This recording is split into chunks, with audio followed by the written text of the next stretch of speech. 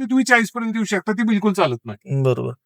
नाही, नाही. आता माझा प्रश्न कसा होता माहितीये का, की आपण जे आता मे, जून, जुलै किंवा एप्रिल, मे, जून जर क्लायमेट बघितलं, टेम्परेचर हाय होतं. म्हणजे साधारणतः 41, 42, 43. आता तुम्ही आता सांगितलं आयडियल टेम्परेचर बागेला एक साधारणतः 38 पर्यंत ठीक आहे, सफिशियंट आहे. मग हे टेम्परेचर जे हाय गेलं त्यानं काय द्राक्ष माल्याला काही इफेक्ट होऊ शकतो का आता तर ऑक्टोबरमध्ये? बघा, मुद्दा कसा आहे, की क्लायमेटिक फॅक्टरचा इम्पॅक्ट आहे नाही, ह्या मेटाबॉलिक प्रोसेसवर होतो. म्हणजे काय, की समजून चला, मी उन्हाळ्याच्या दिवसामध्ये काम करतोय, बरोबर, तर माझ्या बॉडीमध्ये एनर्जी जास्त कंझ्युम होईल ना. कारण बरोबर, माझी मॅक्सिमम एनर्जी कुठे चालली? श्वसनासाठी चालली. बरोबर. धाप लागली मला. हं. तर धाप पूर्ण करायसाठी एनर्जी लागते ना. बरोबर. व्हेंटिलेटर पेशंटला कशासाठी लावते? ज्या पेशंटला हवा देखील आत वाढता येत नाही, त्याला आपण आर्टिफिशियल हवा आत ढकलतो हं, ज्या फुफ्फुसामध्ये, त्याला व्हेंटिलेटर म्हणतो आपण. तसं श्वसन वाढलं की नाही, एनर्जी कंझ्युम होत असते, एनर्जी वाया जात असते. जी बरं. एनर्जी तयार केलेली तुम्हाला वेगळ्या कामासाठी पाहिजे होती, साखर भरवायला, हं. फुलं पकडायला, ती एनर्जी कुठे गेली? श्वसनासाठी गेली. मग हायर टेम्परेचरला काय होतं? रेस्पिरेशन वाढतं. बरोबर. रेस्पिरेशन वाढले की एनर्जी कंझ्युम व्हायला चालू होऊन जाते. अच्छा, बरोबर. यालाच आपण काय म्हणतो? Metabolic process, activity. रेस्पिरेशनची डिस्टर्ब झाली. हं. मग मेटाबॉलिक प्रोसेस डिस्टर्ब झाली समजा, तर प्रोडक्शन खालीच येणार ना. बरोबर आहे. मग त्यावेळेला काय चाललंय झाडामध्ये, त्याच्यावरती इम्पॅक्ट करणार. समजून त्याला अच्छा. वाढ चालू आहे हं. आणि टेम्परेचर 5 डिग्री पर्यंत खाली आलं समजा द्राक्षामध्ये, हं. 15 पर्यंत आला आहे समजा, तर 5 पर्यंत आलं, तर काय होईल? वाढच बंद होऊन जाईल ना. बरोबर. शेंडा वाढणारच नाही ना. शेंडा बरोबर का आहे. वाढला नाही? तर मेटाबॉलिक ऍक्टिव्हिटी बंद झाल्या, फोटोसिंथेसिस स्लो झालं, हं. प्रोटीन तयार होत नाही, एनर्जी तयार होत नाही, ग्लुकोज तयार होत नाही. बरोबर आहे. आपण जो ओमिल म्हणतो ना, तर ओमिल ह्या फोटोसिंथेसिसलाच पुशअप करतं. बरोबर. काही काळासाठी, आयुष्यभरासाठी नाही, काही काळासाठी. हं, हं, हं. आणि त्या मग ठराविक वाढलेल्या टेम्परेचरच्या कालावधीमध्ये त्या झाडाला आपण त्यातनं सेफ बाहेर काढतो. बरोबर आहे.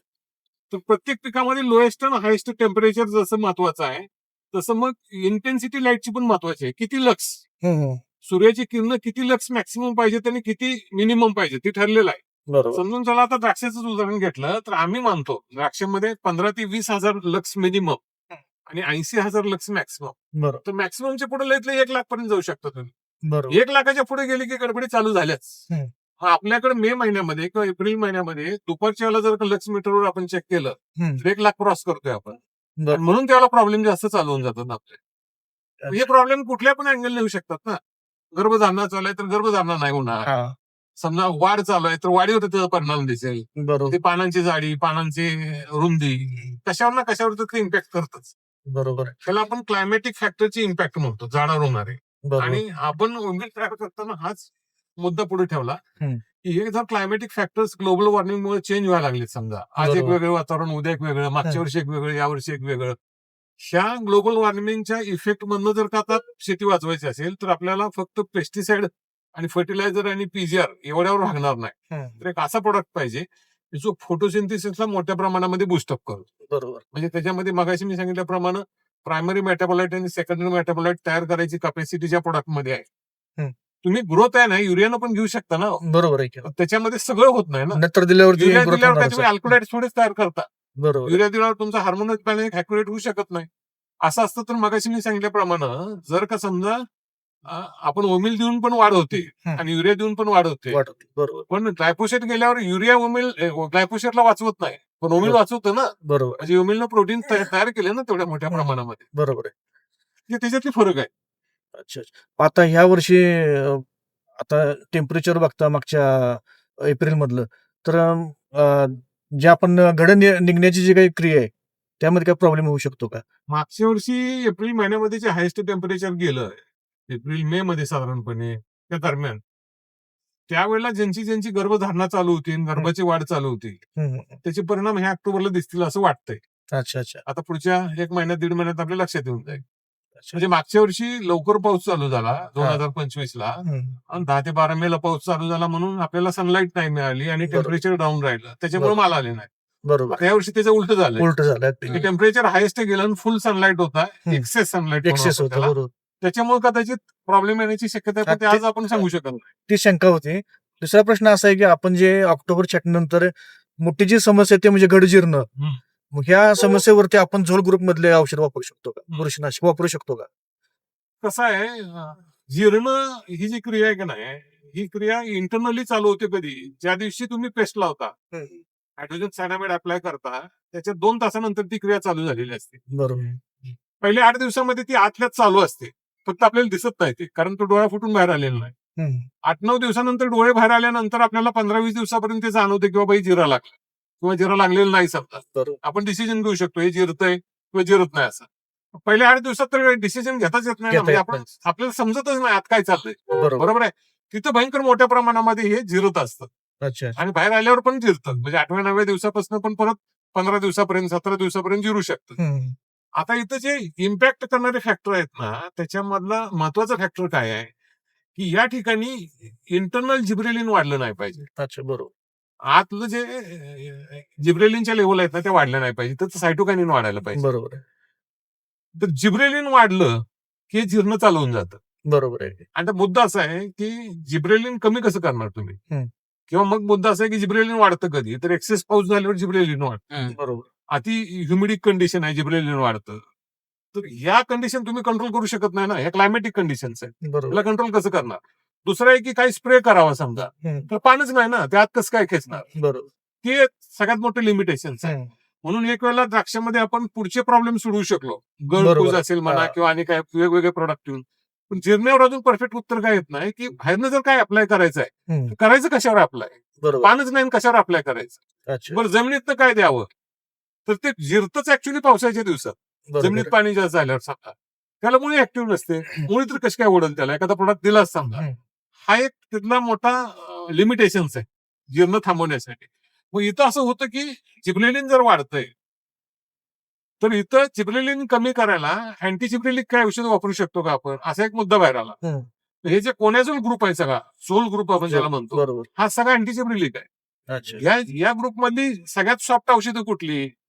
तर हेक्झाकोनॅझोल, टिब्युकोनॅझोल ही सगळ्यात सॉफ्ट औषध आहेत. बरोबर. जसं आपण पुढे जातोय तसं टिल्टकडे आपण गेलो डायफेनिकोनाझोल तर अजून तो स्ट्रॉंग झाला. बरोबर. आणि त्याच्या शेवटचा कुठला आला तर कल्टार्जल आपण म्हणतो किंवा पॅक्लोब्युट्राझोल हा. म्हणतो, त्याच्यातला शेवटचा हा प्रोडक्ट हम्म. आला की ज्याच्यामध्ये हेवी बरोबर. अँटीजिब्रेलिक प्रॉपर्टी आहे.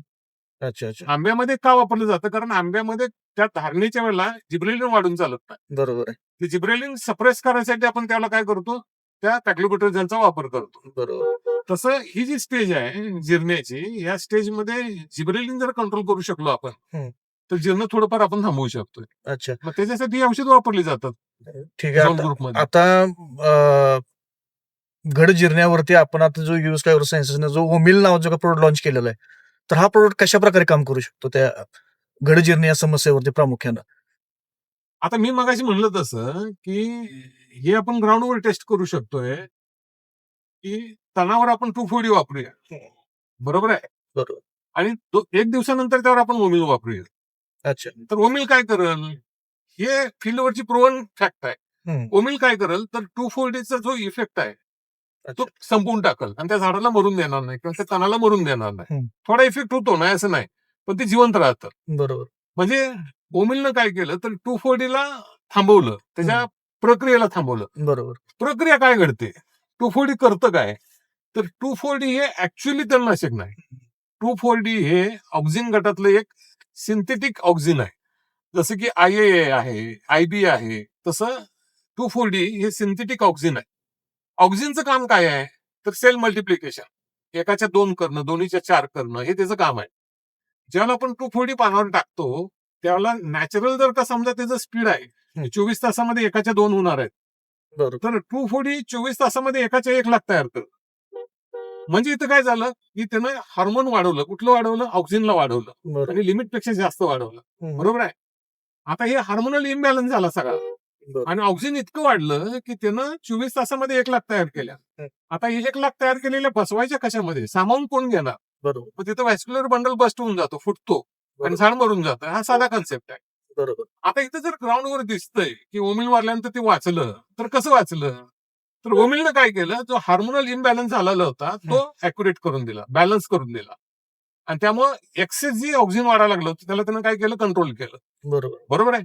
आता इथं आपण असं करू शकतो द्राक्षामध्ये की समजून चला कटिंगच्या अगोदरच जर का आपण जमिनीवाटे ओमिल दिलं आणि आतमध्ये ते खेचलं. अच्छा. फक्त तिथे एक कंडिशन आहे की जमीन त्या पद्धतीची पाहिजे, म्हणजे वॉटरलॉगड असेल तर condition हा, पाहिजे. बरोबर अगदी. दलदल आहे, भरपूर पाणी आहे, पाणी वाहतंय आणि तुम्ही ओमिल जमिनीत देताय, तर त्याला काय अर्थ राहणार नाही. बरोबर. ते जर ऍब्सॉर्ब झालं समजा, तर मग आपल्याला इथं थोडी राहत मिळू शकते की तो तेवढ्या 15 दिवसासाठी किंवा 20 दिवसासाठी आपण हार्मोनल बॅलन्स इंटरनली बॅलन्स करू शकतो बरोबर. आणि जीर्ण बऱ्यापैकी आपण थांबवू शकतो. असं ओमिल तिथं काम करत.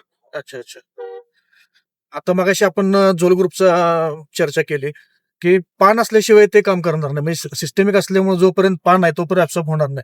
आपण जर का झोल ग्रुपचा वापर समजा 12, 13, 14 दिवशी जर का केला, साधारणतः 1, 2, 3 पान अवस्था ज्यावेळेला असते, तर त्यावेळेला ते काम करू शकतं का? झोल ग्रुप हा, झोल ग्रुपमध्ये. थोड्या प्रमाणामध्ये करतो ना. अच्छा, अच्छा, अच्छा. ठीक आहे, ठीक आहे. ओके.